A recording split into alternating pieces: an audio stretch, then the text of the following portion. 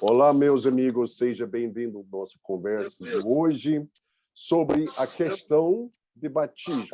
Nós estamos estudando o batismo e vou pedir que você esteja nos acompanhando nesta conversa. Cadê o café?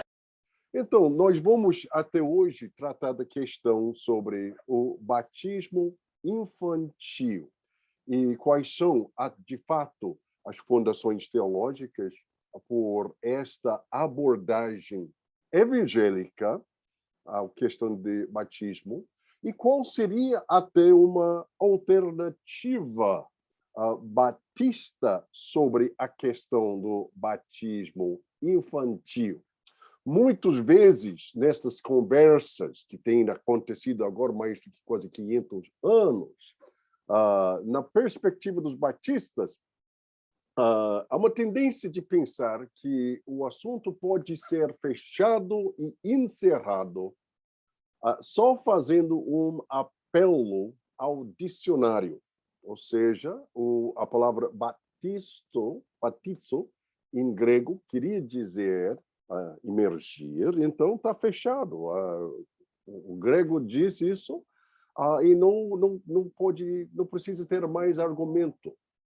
O problema é, muitas vezes, uma questão teológica envolve mais do que simplesmente argumentos sobre uma definição técnica de uma palavra. Existem argumentos, ou raciocínio bíblico e teológico. E, de fato, por a prática do batismo das crianças, existem argumentos teológicos que nós, como batistas, precisamos entender e precisamos até dar respostas teológicas que vão até clarificar a nossa posição.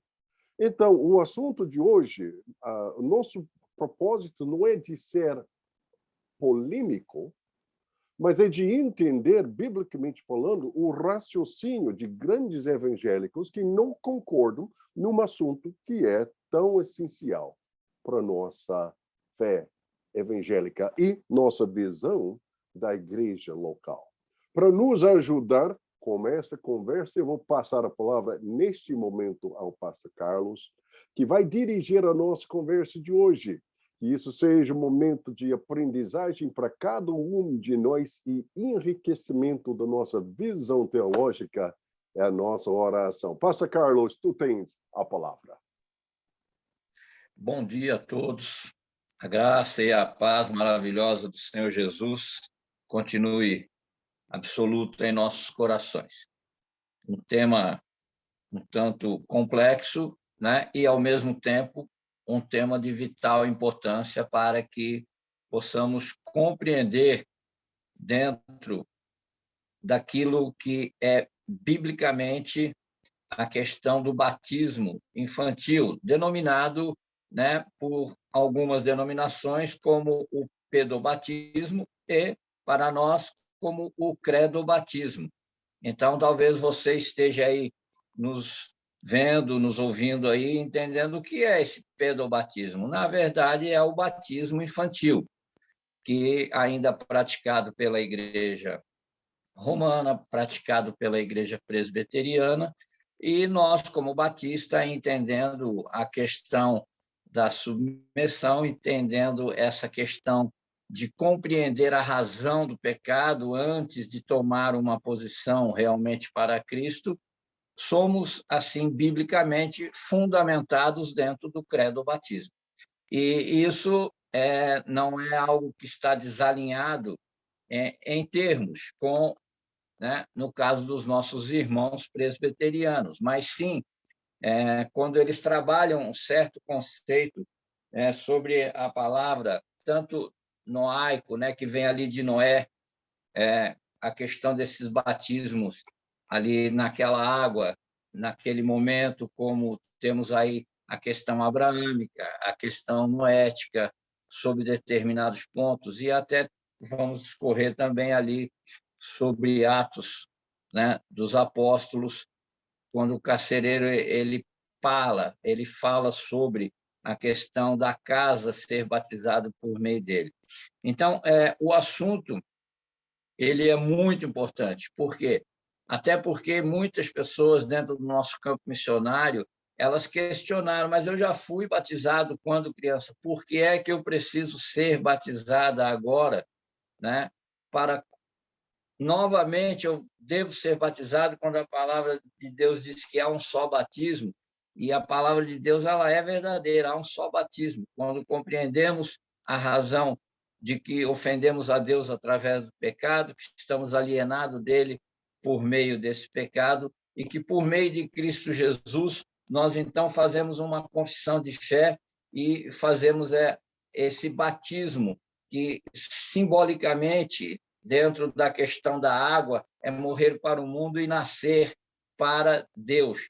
Mas ele é literal na morte, porque morremos para o mundo de uma forma verdadeira e renascemos agora de uma forma espiritual, direcionada pelo Espírito de Deus, para que possamos, então, compreender qual é a boa, perfeita e agradável vontade de Deus para a nossa vida. Eu quero pedir aqui que, né, os nossos pastores que estão conosco aí, pastor Francimário, pastor Isaías, pastor Mark, né, temos aí o pastor Marcelo e o pastor Hermínio, que, na verdade, eles estão nos assessorando de uma forma indireta. Mas Bob Jameson, ele trabalha com essa questão logo no início do seu livro, ali na página 47 até a página 50, na parte A, que ele diz assim, qual a corrente de pensamento que defendem os pedobatistas? Isso vai ser bom para a gente, para nós entendermos também a linha de raciocínio, a visão teológica daqueles que estão processando esse meio do batismo. Então, pediria aí ao pastor Francimário, nesse primeiro momento, que pudesse fazer uma abertura sobre o que Bob Jameson diz a respeito desse argumento, né, de algumas denominações a respeito do pedobatismo. Pastor Francimário, por gentileza, o senhor tem a palavra. Deus abençoe. Ele está com a câmera fechada, pastor Carlos. Eu posso falar no lugar dele? Ele deve estar dando um help para as filhas. Por favor. Eu não reparei aqui. Muito obrigado. Nada. Muito bom dia a todos. Primeiro, parabéns aí pelas perguntas. Foram muito inteligentes, muito boas. E eu espero aí poder contribuir aqui com algumas respostas.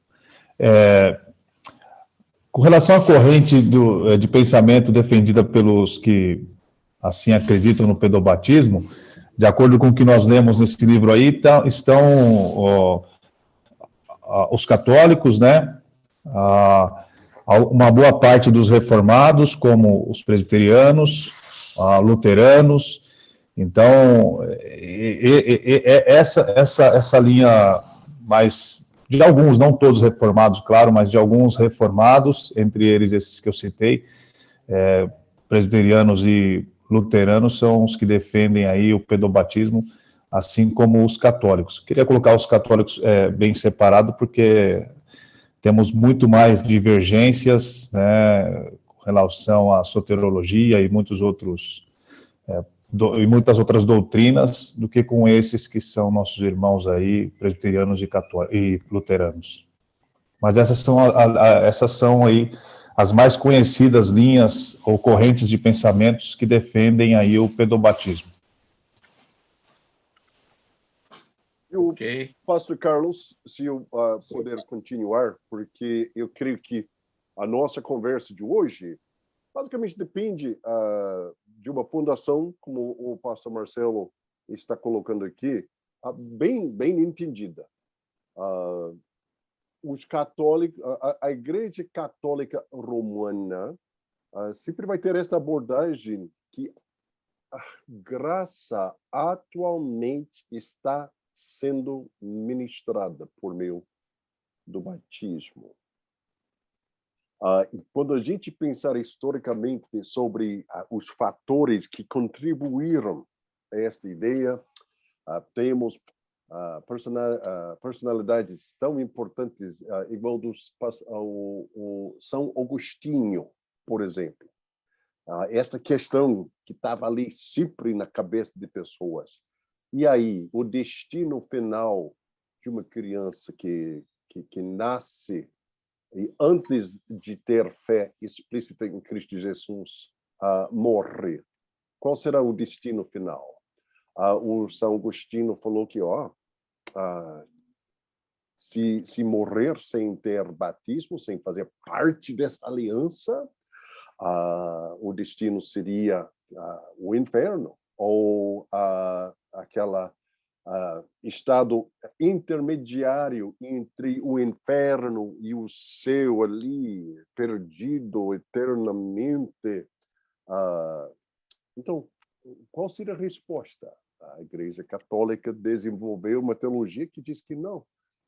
Crianças precisam ser batizadas para receber graça e ter certeza da salvação se morrer antes de ter esta fé confirmada.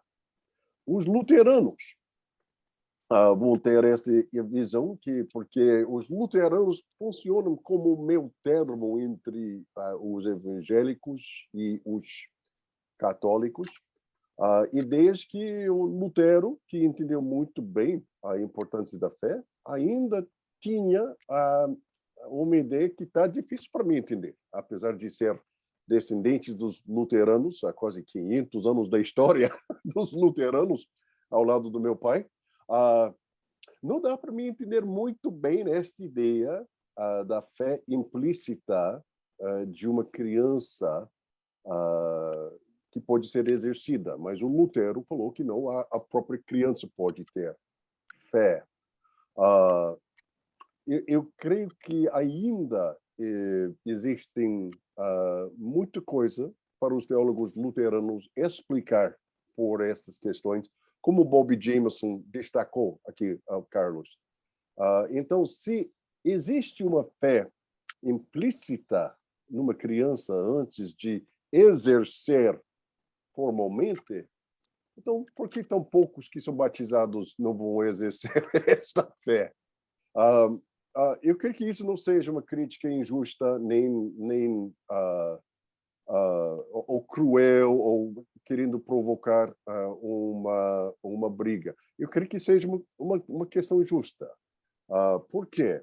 E certamente isso provoca certas dúvidas que pode, de fato, explicar bem todo o conteúdo da palavra de Deus. E este ponto 3 que Jameson destaca aqui, o pastor Carlos, é interessante para nós, porque agora os argumentos estão...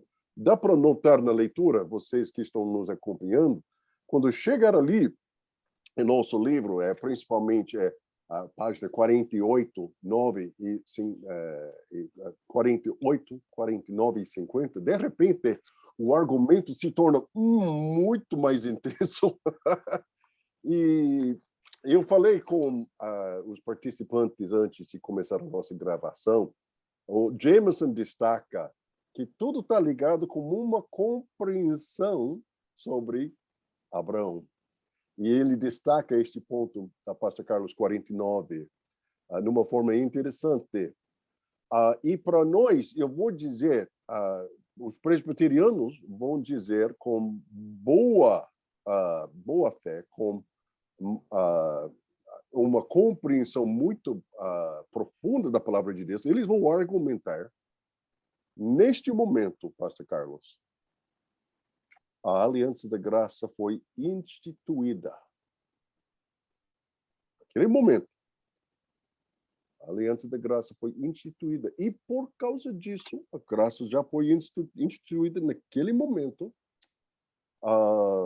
Deve ter uma continuidade explícita entre a expressão na aliança mais velha, usando a linguagem presbiteriana, e a aliança mais nova. O Batista já está pensando, Johnson, o que é isso? Aliança mais velha, aliança mais nova. Nem todos os presbiterianos vão usar essa linguagem, mas alguns vão. Enfatizando, pastor Carlos, que a aliança da graça começou com Abraão. Por causa disso, as práticas devem mostrar esta continuidade. E como eu falei, a questão vai tornar-se: foi a aliança da graça que começou com Abraão, ou foi a promessa graciosa que foi feita com Abraão, que começou apontando que haverá um descendente do Abraão que vai cumprir toda promessa da sua pessoa e sua obra. Então, pastor Carlos, você já sabe como é essa explicação. Eu creio que a teologia batista aponta que não, a promessa foi feita com Abraão, mas a promessa é cumprida só em Cristo Jesus e na nova aliança. Então, isso é um resumo geral dos argumentos que nós vamos navegar hoje desta questão do batismo infantil, que são resumidos de uma forma muito boa nestas páginas 47, 8, 9 e 50. Muito bom aplicado, porque nós precisamos entender o conceito bíblico que está atrelado ao Antigo Testamento, mas também não podemos nos esquecer daquilo que foi a consumação, pelo menos parcial, até a volta de Cristo, por isso que eu não digo que ela é de uma maneira já integral, mas nós precisamos compreender que em Cristo se fecha todas as alianças, e por meio dele nós precisamos entender isso. Nós temos aqui da página 50 o argumento contra o batismo infantil. Se pudéssemos assim sintetizar esses argumentos dados por Bob Jameson a favor do credobatismo e não do pedobatismo. Há uma comparação que deve ser realmente feita, há uma forma de discernimento espiritual um pouquinho mais alongada, né, a respeito de compreender isso, né? Eu, então, gostaria que algum dos nossos pastores pudessem, assim, fazer uma síntese, na verdade, daquilo que absorveu dessa ideia, de por que ele trabalhou a questão do credobatismo e não do pedobatismo, e aonde ele tenta nos levar. O pastor Carlos,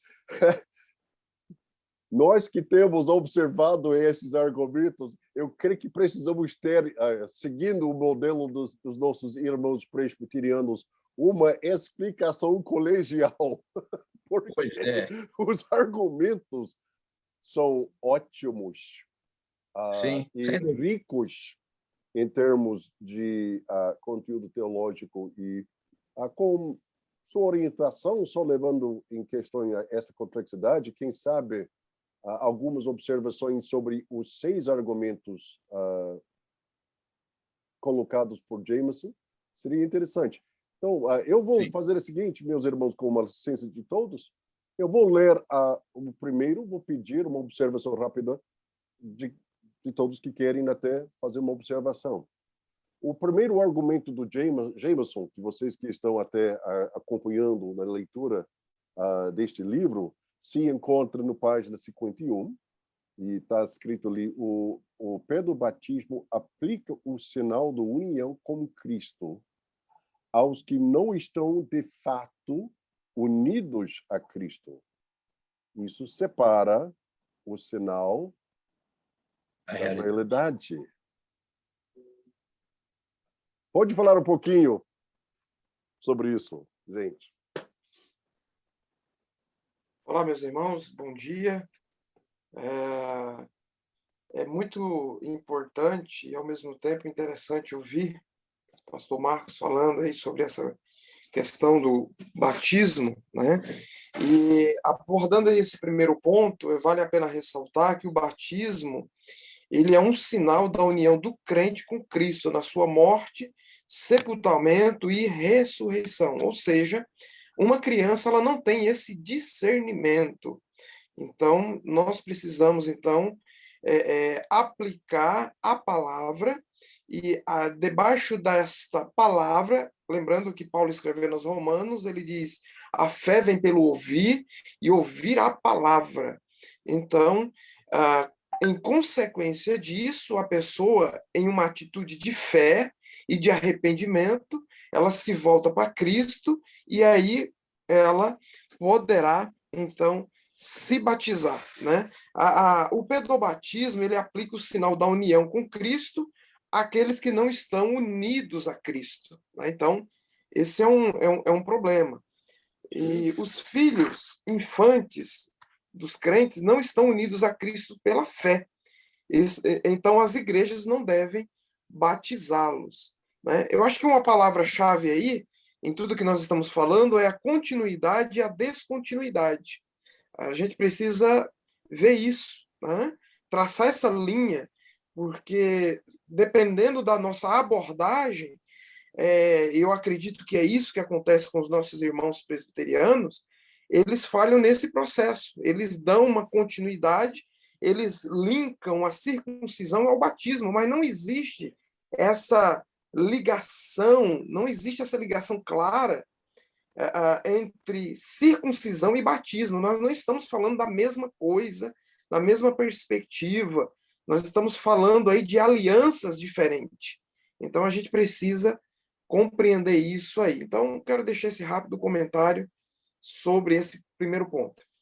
O pastor Francimário, o irmão destacou um conceito, quem sabe que temos pessoas assistindo esta conversa, pensando, mas o pastor Francimário falou sobre continuidade e descontinuidade das alianças. O que é isso? Por que esta ideia é tão importante? Explica um pouquinho mais o que você queria dizer com continuidade e descontinuidade das alianças. Ok. Quanto a essa questão, o que acontece? A descontinuidade, por exemplo, a lei ela tinha um objetivo, mostrar o pecador, o pecado, e etc, etc. Cristo, ele vem e ele cumpre cabalmente a lei. Diante desse panorama, eu não preciso mais viver debaixo da lei. Cristo cumpriu a lei por mim e eu hoje não estou mais debaixo desse guarda-chuva chamado lei. Hoje eu estou pela graça, mas isso não me dá liberdade para viver do jeito que eu quero, não. Na graça, eu tenho compromisso com Cristo, com a palavra de Deus. Então, o que eu quero dizer com isso, resumindo, é que aquilo que o povo de Israel estava apegado, me referindo à lei, que eles precisavam cumprir cabalmente no Antigo Testamento, hoje, com o advento da vinda de Cristo, nós não precisamos mais nos submeter a tudo aquilo que a lei orientava e ensinava. Em Cristo, a lei se cumpriu. Então, a gente precisa ter essa compreensão. Um ponto importante, pastor Marcos, eu estou crescendo ainda nesse sentido aí, aprendendo, mas uma coisa que me chamou a atenção com relação a Abraão é que Abraão, ele creu e foi justificado antes da circuncisão. Tá? Então, essa abordagem é interessante porque me parece que dentro do pedobatismo eles consideram o capítulo 17 em detrimento do capítulo 15, esquecendo-se aquilo que o capítulo 15 ensina. Então, nós precisamos entender que e só para Abraão clarificar, creu. capítulo 15, você está falando sobre que livro? Gênesis. Então, Gênesis. para vocês que estão assistindo, é Gênesis capítulo 15, a distinção que está sendo destacada aqui. Obrigado. Isso, pastor, obrigado. Então, nós precisamos fazer essa distinção. Então, nós precisamos compreender que antes da circuncisão, o Abraão, lá no capítulo 11 de Gênesis e capítulo 12, ele creu em Deus, no chamado de Deus. E ele foi justificado pela fé, não pela circuncisão. A circuncisão é um sinal do pacto que Deus fez com Abraão. Agora, a gente precisa ter essa compreensão, e Jeremias 31 vai falar da nova aliança. Então, essa nova aliança, ela nos abre uma outra porta. Sim. E aí há uma descontinuidade da circuncisão para agora o batismo, com Cristo Jesus, com o advento de Cristo, com a pregação do Evangelho e outras coisas mais que depois a gente vai estar falando aí. Mas nesse momento eu gostaria de deixar dessa forma e pastor Marcos, fique à vontade aí para deixar alguma consideração sobre isso. O pastor Marcelo, a gente está Não, pensando sobre este... Até o pastor Carlos teve um total de 6 pontos aqui, então se você queria até... Mas é muito conteúdo. O pastor Marcelo, as suas considerações. Não, só complementando aí o que o pastor Francimário colocou, é que a continuidade também acredita que a igreja seja, o Israel seja representado ainda pela igreja. A igreja está continuando o antigo Israel, né? Ou seja, nesse sentido, ela se apropria das promessas que são feitas a Israel, deveriam ser também cumpridas através da igreja. Quando não é bem assim, há que se ter essa distinção. Israel é Israel, igreja é igreja. Há promessas que são para Israel, há promessas que são para a igreja. Há promessas que englobam os dois, mas há promessas bem distintas para cada um, e é esse ponto que o pessoal que acredita na continuação aí, ou na continuidade das coisas, confundem um pouco. Então, só isso que eu queria deixar Mas, claro. pastor Carlos, uma boa observação, e vocês que estão assistindo, vocês estão vendo pastores basicamente fazendo uma luta livre com um conceito teológico chamado hermenêutica. Como nós vamos interpretar a palavra de Deus. Acho que está super legal essa conversa. Sobre este primeiro ponto, pastor Carlos, para mim, eu só vou fazer rapidamente uma observação sobre este primeiro ponto, que é o fato que o pedobatismo faz separação entre o sinal e da realidade. Meus irmãos em Cristo Jesus, isso não é pouca coisa. Isso é muito sério. Porque dentro desta visão do pedobatismo, alguém pode ser batizado, fazer parte do povo de Deus, e ainda no final das contas, não ser genuinamente salva. Ou seja, a pessoa será eternamente separado de Deus. Isso, para mim, é extremamente difícil para mim entender e defender esta compreensão.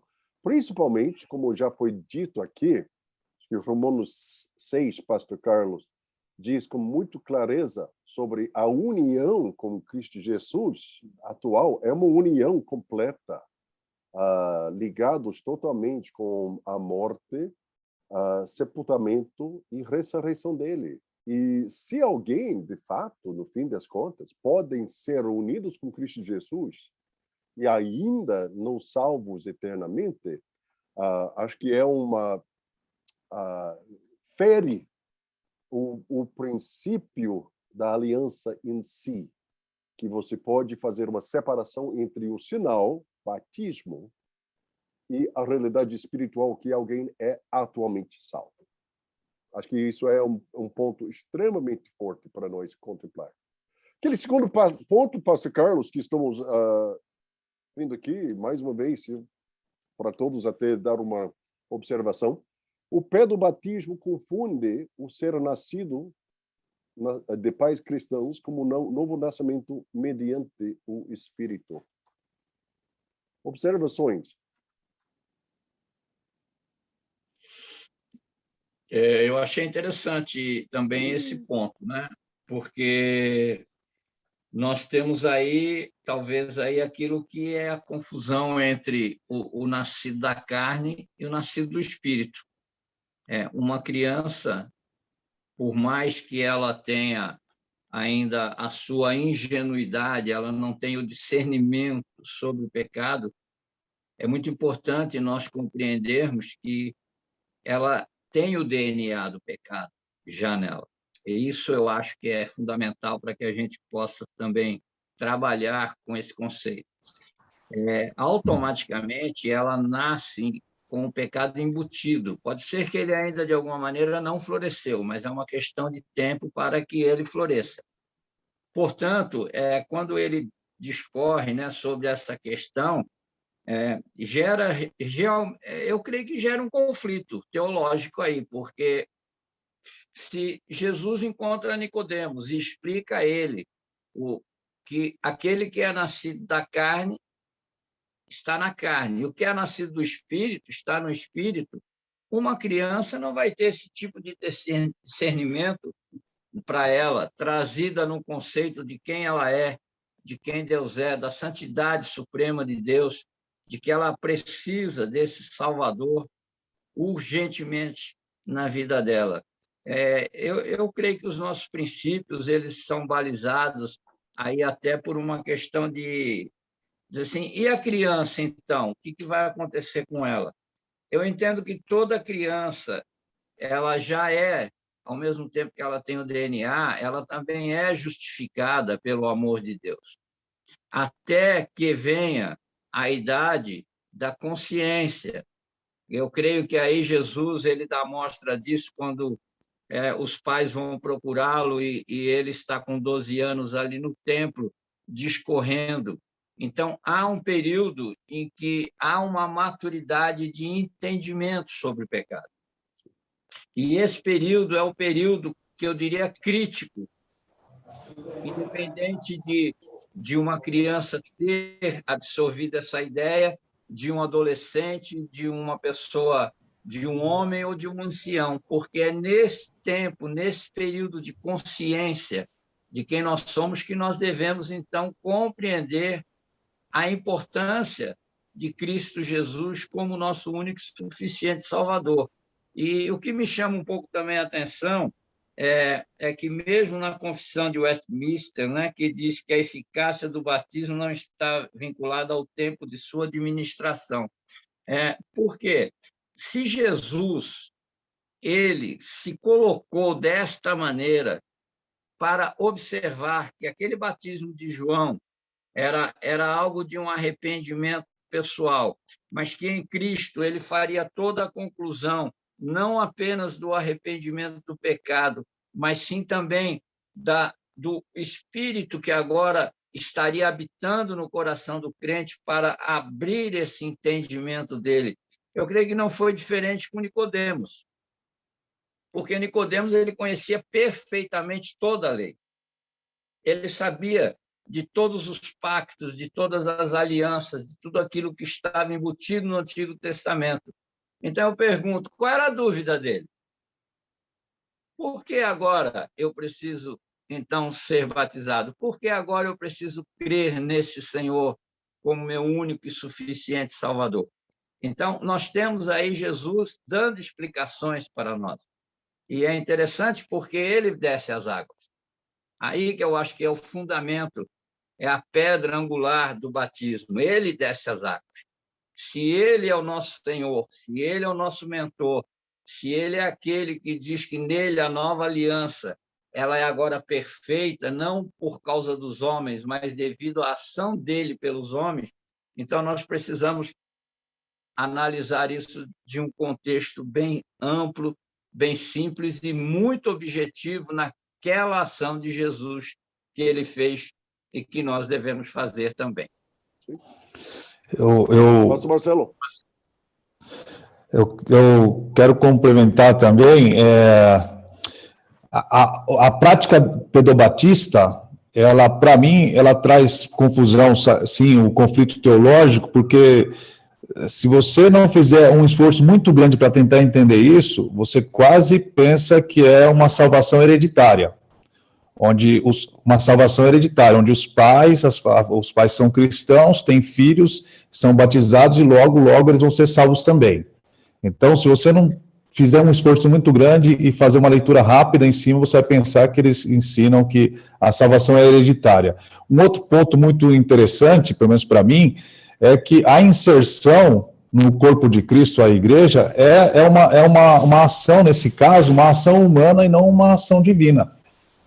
É uma ação onde o homem faz essa inserção mesmo que o indivíduo que está sendo batizado, mesmo que o indivíduo não dê nenhum sinal de novo nascimento. Então, essa inserção no corpo de Cristo, que nós entendemos que é a igreja, ela é feita por mãos humanas e não por uma convicção de que houve um novo nascimento dessa pessoa, uma inserção divina nesse sentido. O pastor Carlos, esta observação do pastor Marcelo é extremamente interessante, porque até entre a família presbiteriana não tem a concordância absoluta sobre o que significa ser um filho ou uma filha da aliança. Os presbiterianos, em geral, como eu entendo, os presbiterianos que têm ligações mais com Escócia e Grã-Bretanha, norte de Irlanda, vão manter esta posição que está sendo destacado aqui, de que não, isso é sinal da aliança, mas não é a substância. A substância é que vai chegar o dia em que a própria pessoa precisa abraçar a sua fé em Cristo Jesus. Então, esta posição é, sem dúvida, a posição dos nossos irmãos que vem mais ao lado, né, britânico do ramo presbiteriano. Mas essa observação do pastor Marcelo, acho que tem até uma certa razão, como eu entendo. Eu não entendo tudo sobre este assunto, mas quem sabe até a posição continental dos presbiterianos, que vem mais da França, Holanda, Suíça, não vai ter essas tendências ao pastor Marcelo. Particularmente como foi desenvolvido na África do Sul. Vai ter pessoas que vão argumentar que a fé reformada promovida na África do Sul, que levou a certas consequências políticas e éticas conhecidos por todos sobre o apartheid. Mas houve uma visão que enfatizou que, filho de um cristão, filho da aliança é. Filho da aliança é. Não simplesmente sinal, mas também substância.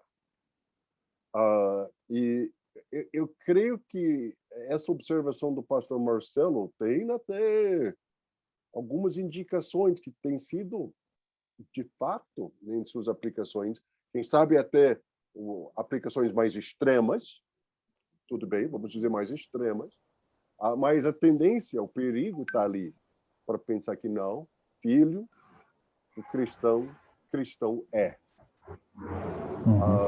E isso, para mim, é importante que nós vamos lembrar isso. Que leva até o terceiro ponto que está aqui, porque está diretamente ligado com este ponto que o pastor Marcelo destacou.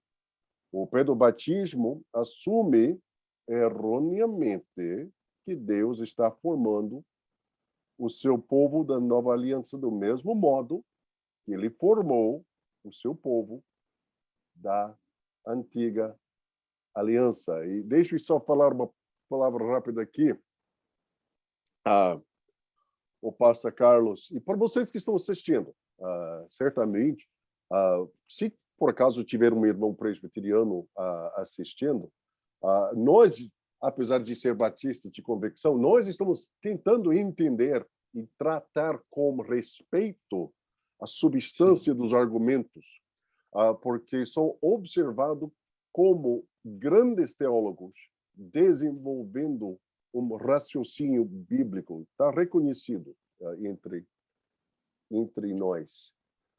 Mas agora, vocês que são batistas, quem sabe temos até alguns irmãos da Assembleia de Deus, nossos primos na fé, que temos até um alinhamento muito forte entre batistas e Assembleia de Deus, quando sair da questão de dons espirituais, temos muita coisa em comum em termos de história.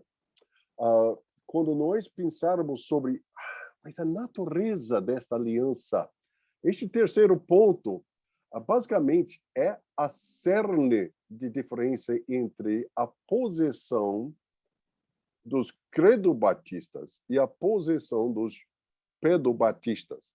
Simplesmente, ou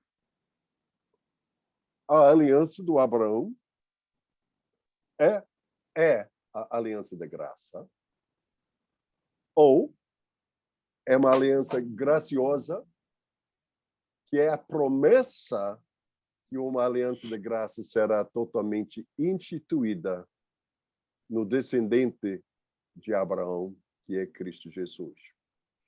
Isso, pastor Carlos, é a forma mais simples para me explicar. Ou é a aliança da graça, então faz todo sentido, se é a aliança da graça, que você vai formar o povo do mesmo jeito, porque é a aliança da graça.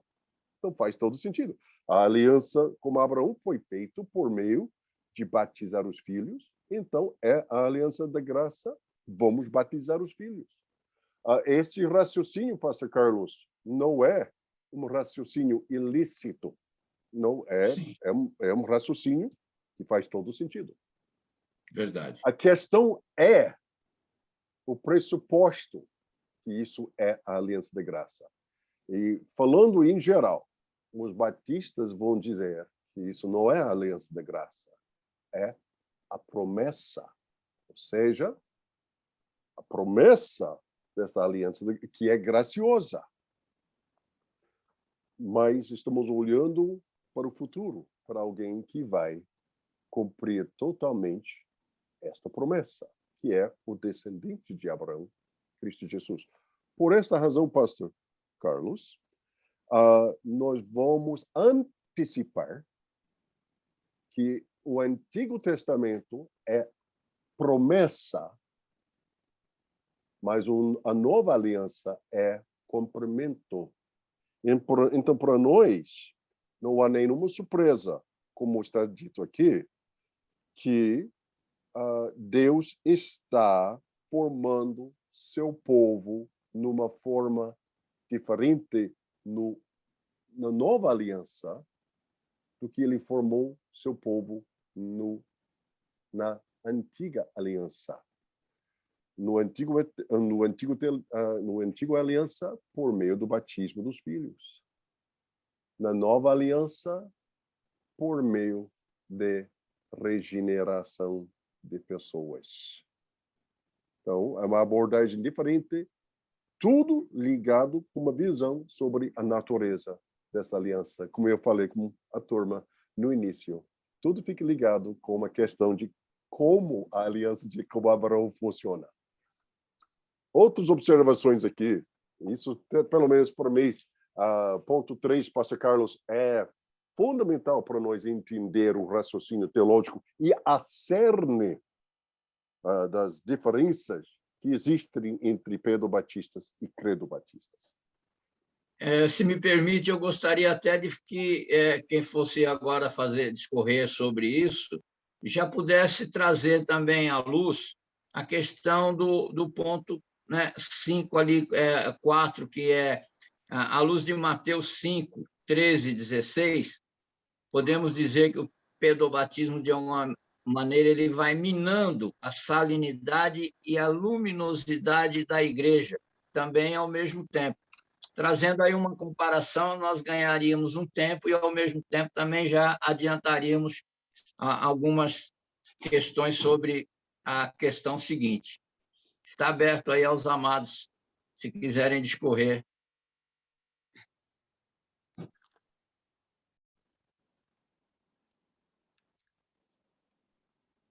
Não sei se o pastor Marcelo está falando, está fechado o microfone.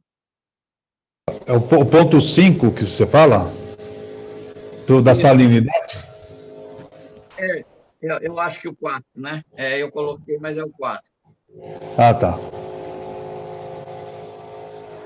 Então, sim, eu acredito que sim. Não, com toda certeza não encontra respaldo bíblico. Então, nós podemos afirmar que o pedobatismo não tem nenhum tipo de respaldo bíblico, né, por assim dizer.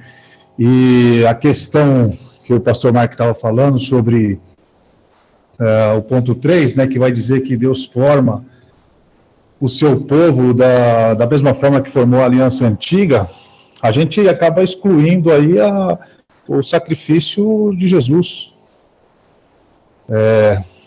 Porque lá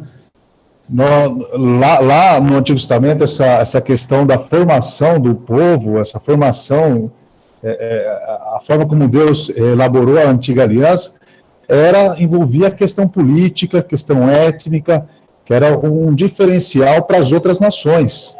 Então, algo externo, assim, não que a nova aliança não promova também essa mudança externa, mas que o conteúdo era outro, era uma sombra, né, uma sombra do que viria no futuro, que o sacrifício de Jesus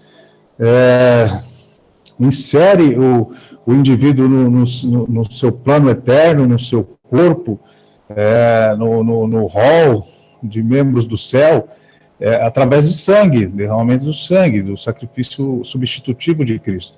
E nesse sentido, o pedobatismo ele assume de forma muito equivocada que essa elaboração, que essa formação de povo seja da mesma forma, né? Siga os mesmos parâmetros, o mesmo padrão. Eu vejo com muito cuidado esse ponto aí. Bom.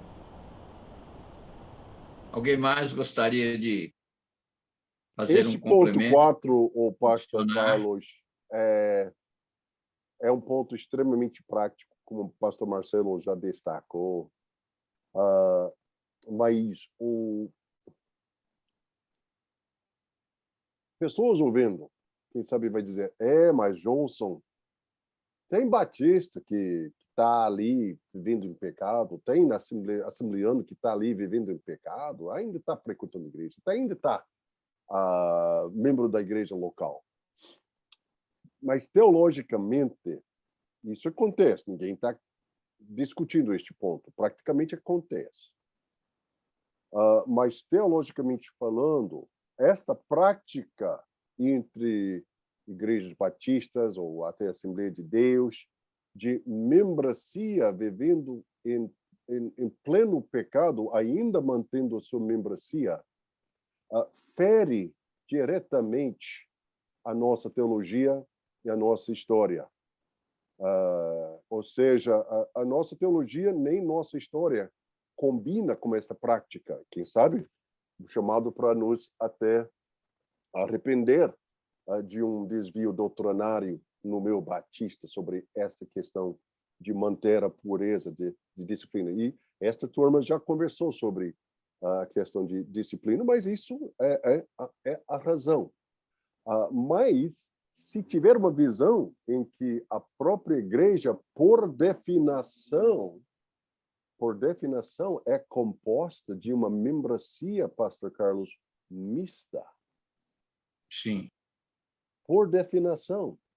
Até o batista e a Assembleia de Deus vai dizer de boca para fora que não, teoricamente, tem que ser salvo. Tem que ser regenerado. Pelo menos, faça uma oraçãozinha para dar sinal que alguma coisa aconteceu na sua vida. Mas ninguém vai dizer, não, atualmente a igreja é composta de pessoas regeneradas e não regeneradas. O deserto é uma grande prova disso, né? O povo ali era circuncidado, mas olha quantas coisas eles fizeram à parte da lei de Deus. Então, é uma circuncisão externa, mas não uma circuncisão de coração. Então, para mim, este ponto é super simples e muito bem claro, que está difícil quando tiver uma visão que, por definição, a igreja é composta de pessoas não regeneradas e regeneradas, para você manter esta pureza do povo de Deus. E, mais uma vez, só para destacar aquilo que já foi dito neste grupo no passado, isso requer para nós coragem de ser fiel às nossas convicções, à nossa compreensão teológica e nossa visão da igreja local.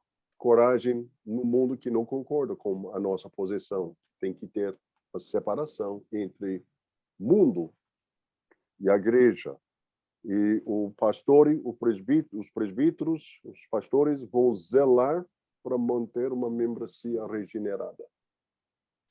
E porque a gente não pode aceitar a perfeição aqui neste mundo, não. Mas fica ali um jeito muito relaxado, dizendo, mas ele já fez uma oraçãozinha, então deixe se tornar membro da igreja, ser batizado. E, entregue a Deus. Não. Tem que zelar para uma membresia regenerada, santificada. E isso vai requerer para nós coragem, mas combina exatamente com a nossa visão teológica do Novo Testamento. E eu achei muito pertinente também quando ele coloca aqui que o povo de Deus precisa de um transplante cardíaco. Quando você vai olhar para o Antigo Testamento, é algo muito fundamental. Por exemplo, aqui, se nós pegarmos aqui Ezequiel 11, né? 19 e 20, e lhe darei um mesmo coração e um espírito novo, porei dentro deles, e trarei da sua carne o coração. De pedra, eles darei um coração de carne. Ou seja, toda a questão está fundamentada no nascer de novo, na forma agora do novo nascimento, né? E isso já vem sendo colocado há muito tempo no Antigo Testamento, tanto lá, né? Deuteronômio 11, 18, 21, diz, olha, ponde, pois, estas minhas palavras no vosso coração e a vossa alma, e atai-as por sinal da vossa mão, para que estejam por testeira entre os vossos olhos. Prestem atenção, coloquem isso agora, porque qual era o propósito da antiga aliança? Se não apontar para a vinda do Messias, daquele que, então, supriria todas as deficiências anteriores que foram perfeitas, dadas por Deus, que é muito importante entender isso, mas que não puderam ser cumpridas pelos homens, pela própria limitação humana. Em Cristo, isso tem uma colisão, fechando a vontade de Deus nele. E é esse novo coração, é essa nova vida, essa nova reconciliação que eu entendo também aqui ser fundamental para que haja esse discernimento do novo nascimento. E uma criança não pode nascer, como bem dito, foi colocado pelo pastor Marcelo, de uma herança genética humana. Meu pai é salvo, eu sou salvo. Não. A gente não pode esquecer o DNA antigo que prevalece em todos os seres humanos. Então, fica aqui só mais uma colocação, mas deixo aberto aos amados também. Pastor Roberval, fique à vontade aí, pastor Francimário.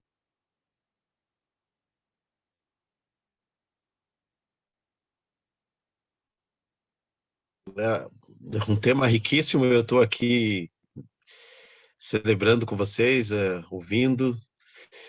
Lamento eu não pude ter lido tudo, por isso que eu não quero me comentar muito e envolver muito, mas que tema especial.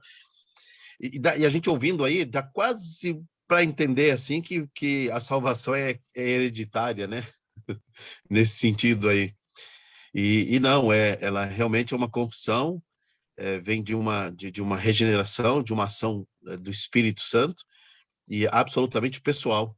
Então, é muito importante a compreensão, né, para a confissão.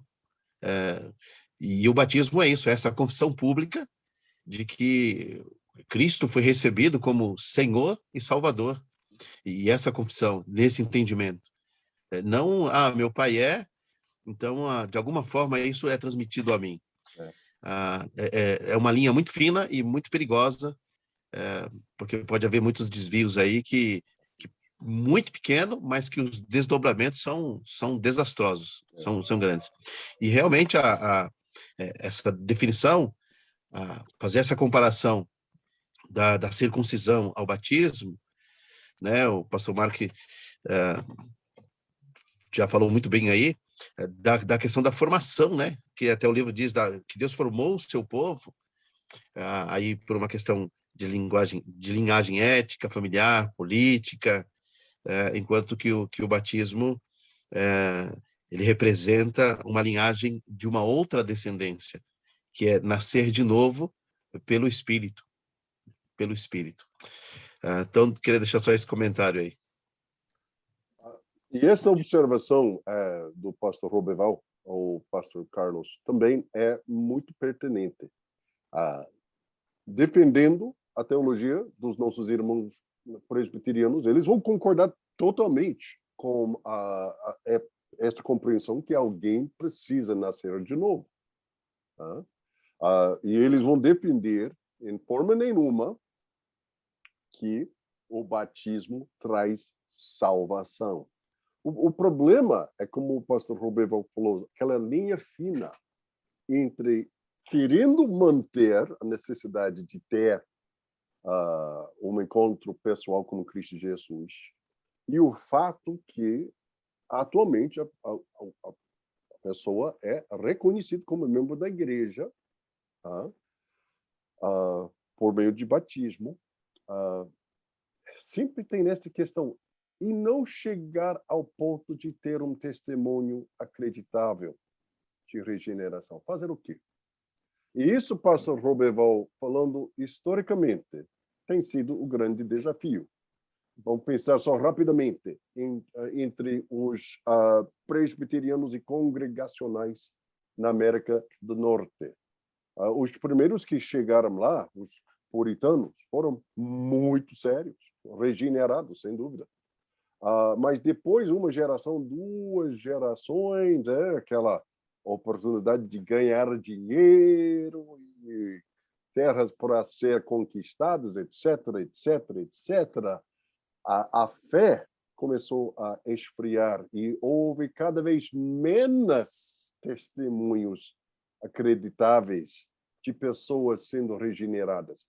E a visão sempre foi, mas se alguém não puder dar testemunho acreditável, então fazer o quê? Como nós podemos batizar alguém que não tem testemunho acreditável? Então, alguns presbiterianos, ou desculpa, os congregacionais, um pouquinho antes do tempo do primeiro grande avivamento, desenvolveu uma visão chamada o meu aliança. O meu aliança. Ou seja, filhos batizados, filhos dos filhos batizados, em que os pais não poderiam dar um testemunho acreditável da sua salvação, ainda podem ser batizados como membros da igreja. De repente, você está pensando, o que é? Agora o bicho está pegando. Exatamente o que nós estamos dizendo aqui. E, de fato, isso aconteceu. Está difícil. Então, essa linha fina, pastor Roberval, não é coisa da imaginação, existe. É um perigo muito sério, muito real, que precisa ser reconhecido. E eu vou dizer que, quem sabe, a primeira grande onda de pessoas entrando nas igrejas batistas, falando historicamente, no norte dos Estados Unidos, foram estes congregacionais que simplesmente falaram, não faz sentido enfatizar em regeneração e continuar com batismo como sinal da aliança. Que não, sinal da aliança é regeneração e batismo só depois. Então, muitos congregacionais, nem tantos presbiterianos, historicamente foram congregacionais, simplesmente chegam ao ponto de dizer que está difícil manter e defender, na realidade, a prática, porque a Bíblia ensina a prioridade do Novo Testamento. E o batismo das crianças só acaba confundindo e não esclarecendo a doutrina essencial sobre a salvação. Isso foi, pelo menos, o que aconteceu entre os batistas, como a primeira grande onda de pessoas entrando nas igrejas batistas no século XVIII. Eu acredito até que há uma palavra interessante em Atos, capítulo 2, versículo 39, né? Porque ele diz: porquanto a promessa pertence a vós, a vossos filhos e a todos os que estão distantes. Enfim, para todos quantos o Senhor vosso Deus chamar. Ela é uma promessa unificada para todos, ela não é distinta para alguns, em que alguém da família a tem e aquilo vem como uma herança. Não, ao contrário, é para todos, tanto para pais, como para filhos, quanto qualquer um que estiver distante do Senhor. Esse é um chamado muito interessante. E nós temos o quinto ponto, né, que fica aí uma questão que ele vai minar essa salinidade, mas ele também ele faz aqui no quinto ponto uma diferença, irmãos, entre o pedobatismo, desfaz duas diferenças cruciais entre o batismo e a circuncisão.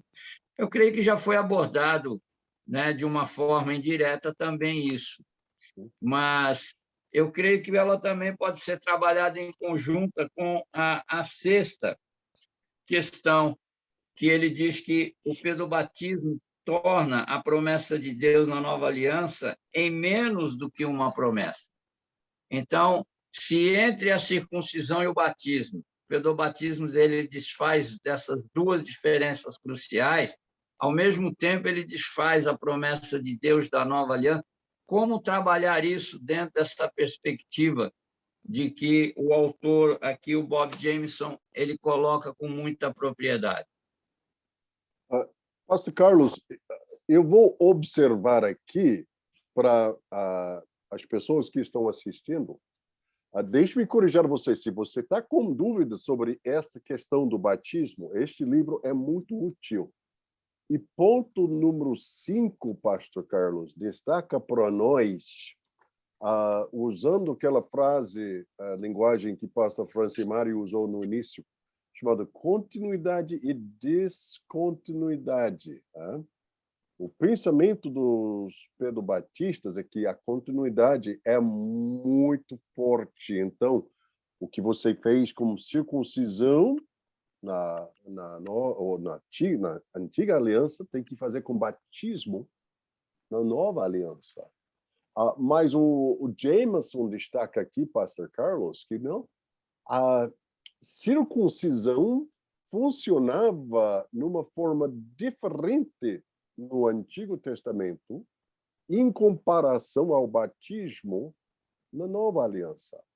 Mais uma vez, Pastor Francimário, essa ideia de continuidade e descontinuidade, ou seja, tem aspectos em comum entre as duas alianças. Não há nenhuma surpresa aqui, porque a Bíblia revela e promete uma graça que está por vir. Então, claro que tem pontos em comum. A graça está sendo prometida por meio do desdobramento do Antigo Testamento, uma visão cada vez mais clara. Tá chegando. E na vinda de Cristo Jesus, chegou. Mas o Jameson destaca, Pastor Carlos, dois aspectos sobre batismo, ou circuncisão, que são de importância. Em primeiro lugar, ele diz a parte da fundação da circuncisão era distinguir o povo de Deus como uma entidade étnica e distinta. Função diferente do que batismo. Sim. Simplesmente, batismo, em forma nenhuma, vai dizer que você faz parte da tribo cristã. Não. Forma nenhuma. Qualquer pessoa, de qualquer idioma, qualquer nação, qualquer grupo étnico, qualquer grupo pode tornar-se parte de uma família universal chamada família de Deus. Qualquer pessoa. Então, nesse sentido, pastor Carlos, duas coisas diferentes. Não é por acaso que a gente chama isso grupo de amizade. Pessoas tão diferentes, com vidas diferentes, mas temos uma coisa que vai nos ligar: identidade em Cristo Jesus. E no fim de contas, isso é a identidade principal. Então, circuncisão é um pouquinho diferente nesse sentido. Segundo lugar, o Jameson destaca, pastor Carlos, a circuncisão distinguia o israelita como pertencente a Deus. E ela consagrava uma pessoa a Deus, sinalizando-o como pertencente à nação santa de Deus, ou seja, a pessoa separado. Então, mais uma vez, funcionava exatamente como Deus quis no Antigo Testamento. E tem nessa ligação, continuidade e descontinuidade. Mas o Jameson destaca aqui, lá no final, desses 63, o batismo, por outro lado, testifica que uma pessoa nasceu de novo. Não simplesmente faz parte de um novo grupo, está separado e identificado com outro grupo, mas que houve uma transformação na vida desta pessoa. Isso é para nós fundamental.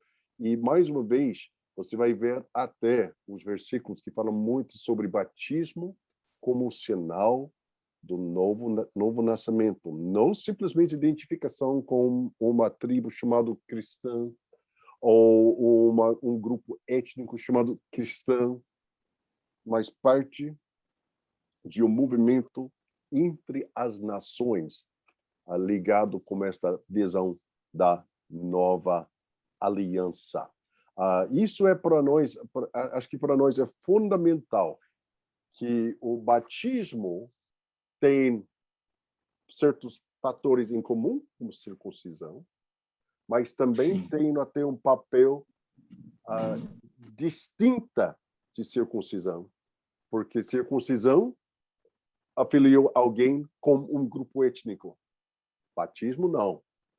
Faz afiliação com alguém que tem encontrado Cristo Jesus no poder do Espírito Santo e está agora uma nova criatura em Cristo Jesus e faz parte de uma nova família que não tem nenhum conhecimento étnico ou linguístico ou racial, coisa assim, chamado o povo redimido de Cristo Jesus, o povo da nova aliança. Que coisa gloriosa, que coisa que realmente é o próprio cerne da nova aliança em Cristo Jesus, as boas novas do Evangelho. E Paulo confirma isso, né, em Colossenses 2, 11 e 12, né? Ele trabalha bem essa questão quando ele diz: nele também foste circuncidados não por intermédio de mãos, mas no despojamento do corpo da carne, que é a circuncisão de Cristo. Aqui é o fundamento, é em Cristo. Tem sido sepultado, tendo sido sepultado juntamente com ele no batismo, no qual igualmente foste ressuscitado mediante a fé e o poder de Deus, que o ressuscitou dentre os mortos. Eu creio que alguém que não nasceu de novo, ele não vai entender de que é literal a morte.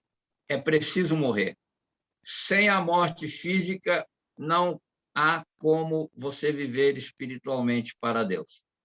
E eu creio que esse é um ponto muito importante entre a circuncisão carnal e aquela que é feita realmente por Deus no coração, pelo poder do Espírito de Deus.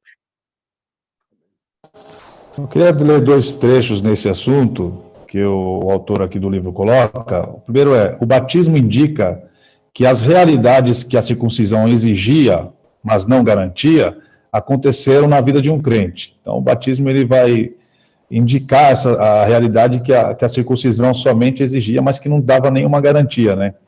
E mais à frente ele diz que a circuncisão dizia a Israel: nasçam de novo, enquanto que o batismo diz para os cristãos: esta pessoa já nasceu de novo. Então, a grosso modo, a circuncisão ela exigia, né, e dizia para fazermos o que para nós era impossível de ser feito por humanamente falando. Enquanto que o batismo, ele declara, né? Ele declara que o indivíduo ali houve na vida dele um novo nascimento, e esse novo nascimento só pode ser efetuado por uma pessoa, que é Deus. Somente. Então, crer em toda essa narrativa tentar, eu não queria usar esse termo, mas de certa maneira quase que invalidando a obra de Jesus, porque eu quero impor a alguém aquilo que eu sei que ele é incapaz de fazer, mesmo que seja de forma indireta, porque o cara que ele é inserido no corpo de Cristo, e nós entendemos que a partir do momento que o cara ele é convertido, que ele vai batizado e entra no hall da igreja, ele tem poder de votação na igreja, ele tem poder de tomadas de decisões na igreja. Então, ele entende que, nós entendemos que a igreja, ele está fazendo parte da igreja, e que a igreja, com esse indivíduo, está sendo dirigida a determinados caminhos, o que é um grande risco, né? Nós já vimos isso com relação à autoridade da congregação e tal. Quando a congregação é dirigida por pessoas que não nasceram de novo, para onde será que ela pode ir, entendeu? Então, e aí é lógico que no ponto 5 que você coloca, o 4 ou 5 aí, que prejudica a salinidade e a luz, né? Com certeza, porque como nós vamos cobrar, entre aspas, luz de quem é trevas? Como nós podemos cobrar a existência do fruto do Espírito de quem não tem o Espírito Santo? Então, não tem condição alguma nesse sentido. E por isso, precisamos... É um assunto bem delicado, mas que não pode ser negligenciado. Não pode. Sim. Legal, pastor Marcelo, a sua colocação. Eu quero só fazer uma consideração aqui, irmãos, pensando aí que nós já estamos chegando aí na reta final, uma questão de cunho bem prático. Como proceder, uma pergunta que eu estou lançando, como proceder quando você está recebendo pessoas na sua igreja local que foram batizadas, né, quando criança, né? Não vou nem usar o termo aqui aspersão nesse momento, eu vou deixar para depois, aí em outros capítulos a gente vai considerar esses pontos aí, mas pessoa que foi batizada quando criança, né? Então, como proceder? Eu vou falar daquilo que eu já vi. Eu já vi igrejas batistas recebendo presbiterianos, aceitando-os na membresia, sem passar pelo batismo, tá? Aceitando o batismo infantil que aconteceu há 50, 60 anos atrás. Eu já vi isso acontecer. Vou falar da minha realidade. Eu tenho pessoas hoje na igreja que foram batizadas por aspersão, não quando criança, mas por aspersão. Não recebi ela como membro, já conversamos a respeito disso, que só se torna membro quando for batizado por imersão, a pessoa tendo a real compreensão. Então, infelizmente, eu ouvi o pastor renomado dentro do presbiterianismo e ele confessou, ele disse, olha, geralmente quando nós recebemos um batista na nossa igreja, nós aceitamos o batismo dele, mas nem sempre. Quando nós chegamos como presbiteriano numa igreja batista, somos recebidos, precisamos ser batizados novamente, né? Então, essa foi a fala dele. Então, só deixando essa consideração, né, jogando essa questão, que infelizmente é uma realidade no nosso meio, tem igrejas batistas recebendo membros, pessoas que foram batizadas quando criança, por aspersão. Infelizmente, isso tem sido mais... isso tem acontecido com muita frequência, que a gente nem imagina. Então, era só isso que eu gostaria de colocar aí. Boa colocação. O Pastor Carlos, nós estamos chegando ao fim. Eu queria parabenizá-lo, porque nos orientando nessa conversa de hoje. Sem brincadeira, é uma das conversas teológicas mais ricas em que eu tenho participado este ano. E nada de fácil. Mas eu vou dizer, o pastor Carlos, se puder até no final, só dar uma observação rápida sobre ponto 6, e a gente vai encerrar. Ponto 6 diz, o pedobatismo torna a promessa de Deus na nova aliança em menos do que uma promessa. Menos do que uma promessa. Interessante, de vez em quando, como pontos distintos da teologia acaba concordando em certos pontos. Os presbiterianos, e com toda razão, eu concordo com o raciocínio deles nesse sentido, em forma nenhuma, e argumentar em favor de alguém perdendo sua salvação, um dos eleitos perdendo sua salvação. Mas eles vão argumentar que a igreja local é composta de eleitos e não eleitos. Outros grupos do outro lado vão dizer que a igreja é composta de pessoas regeneradas, mas não são seguras na sua regeneração. Interessante, o pastor Carlos, os dois pontos ali chegam até a mesma conclusão que está sendo destacado no ponto 6. O pedobatismo torna a promessa de Deus na nova aliança em menos do que uma promessa. Meu entendimento da nova aliança prometida, profetizada em Jeremias, Ezequiel, é que a nova aliança promete nos dar um novo coração. Promete até regenerar pessoas, não teoricamente ou numa forma abstrata, mas atualmente. E eu vou dizer, para defender com o maior consistência, pastor Carlos, deixe-me usar esta palavra. Eu estou até medindo as palavras, usando esta palavra. Para em forma nenhuma, criticar sem respeito para nossos irmãos presbiterianos. O raciocínio deles, eu respeito, é formidável. Deixe-me falar isso, estou sendo gravado, então eu queria ser gravado dizendo que o raciocínio teológico dos nossos irmãos presbiterianos é formidável. É formidável. Mas eu ainda creio que a consistência, e isso, pastor Carlos, é a palavra que eu queria deixar com todos, a consistência teológica dos batistas, eu creio que tem mais peso quando levar em conta a palavra de Deus na sua totalidade. Eu vou encerrar aqui, meus queridos irmãos, mais uma vez, dizendo obrigado, pastor Carlos, por nos liderar num assunto que é rico. Não é nada de fácil. Mas a palavra que eu queria deixar com vocês que estão assistindo, isso é, existe uma consistência no entendimento, compreensão dos batistas, dos credo-batistas, batistas, Assembleia de Deus, outros grupos, em nossa compreensão, uma consistência.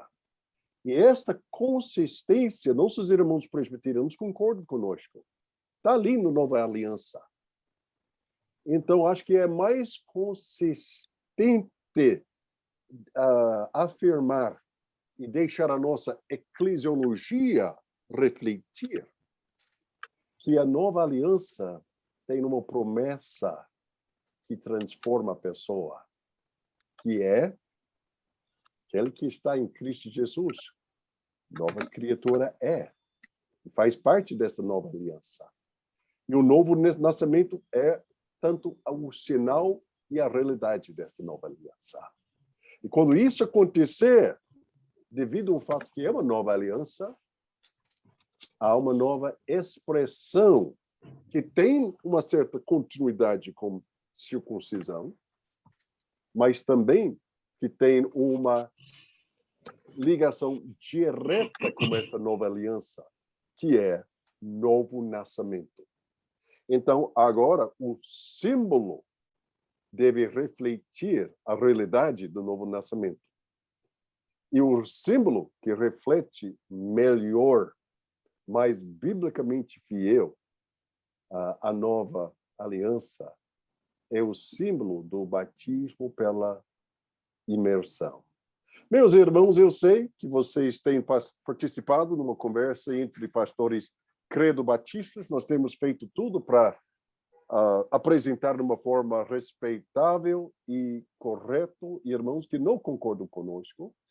Mas eu queria deixar esta palavra final com vocês. Existe uma consistência também formidável na teologia dos batistas, argumentando que batismo precisa refletir, de fato, a nova aliança, que é regeneração e transformação em Cristo Jesus.